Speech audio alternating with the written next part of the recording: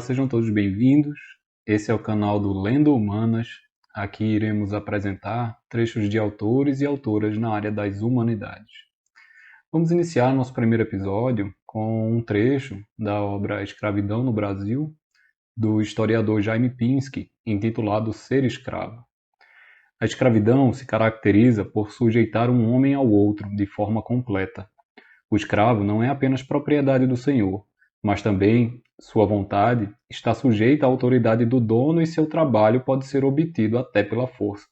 Esse tipo de relação não se limita, pois, à compra e venda de trabalho escravo, como acontece, por exemplo, no Brasil de hoje, em que o trabalhador fornece sua força de trabalho ao empresário por um preço determinado, mas mantém sua liberdade formal. Na escravidão, transforma-se um ser humano em propriedade de outro, a ponto de ser anulado seu próprio poder deliberativo. O escravo pode ter vontades, mas não pode realizá-las.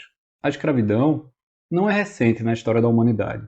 Já na antiguidade, verificamos sua ocorrência na Mesopotâmia e no Egito, quando da execução de obras públicas, como barragens ou templos, grande número de trabalhadores era recrutado.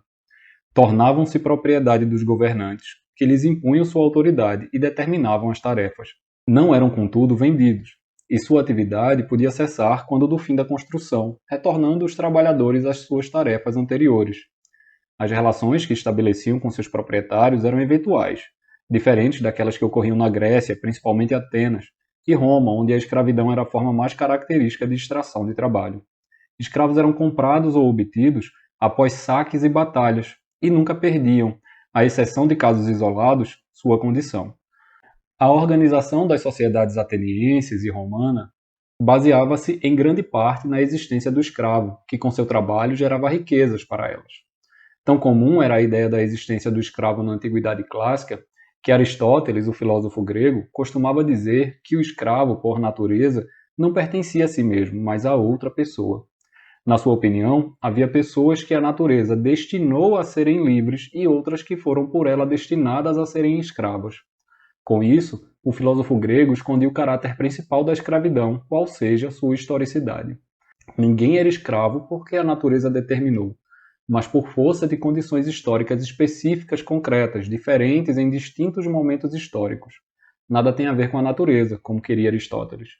De qualquer forma, o apogeu da Grécia e Roma com seu escravismo pertencem ao passado e foram superadas por outras formas de organização econômica e social. Por que então, muitos séculos depois, o escravismo no Brasil? Teria sido um retrocesso a formas de produção que ficaram no limbo da história, ou se trata de outro tipo de escravismo?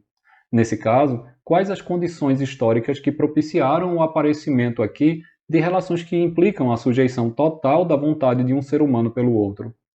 A escravidão no Brasil decorre da descoberta, entre aspas, do país pelos portugueses. Antes da sua vinda, não há registro de relações escravistas de produção nas sociedades indígenas.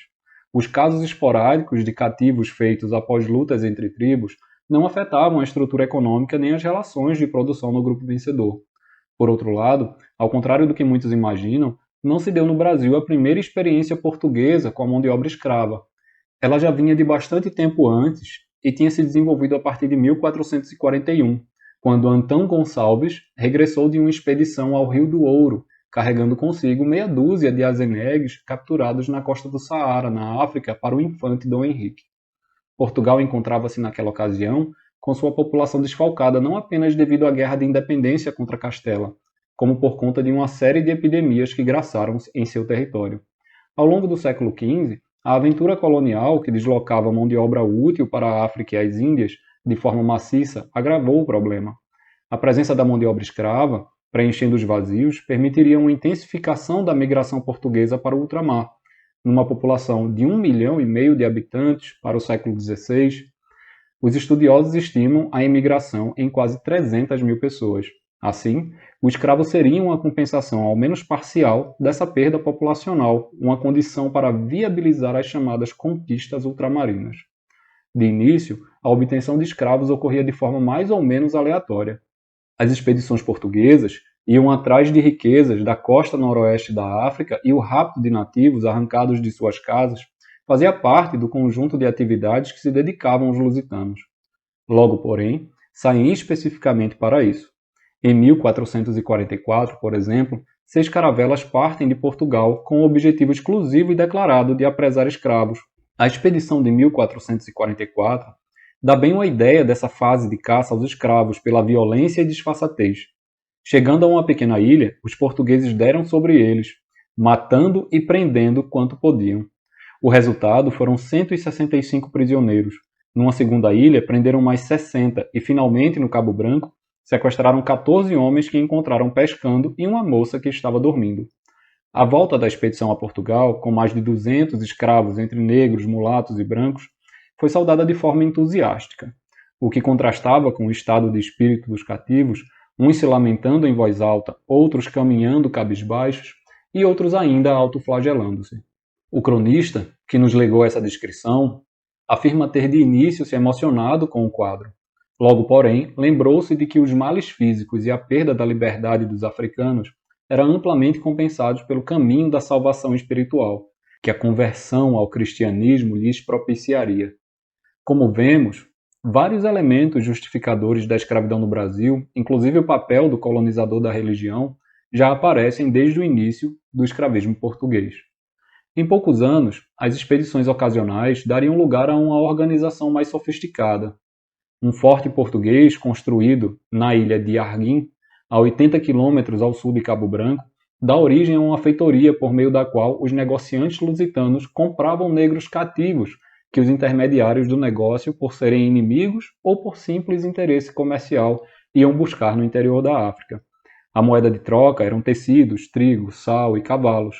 Cada um destes chegava a valer 20 bons futuros escravos. A população negra em Portugal cresceu muito no século XV, e embora não se tenham dados gerais confiáveis, são comuns as referências de autores da época a respeito de sua importância numérica, tanto em atividades agrícolas como em serviços domésticos.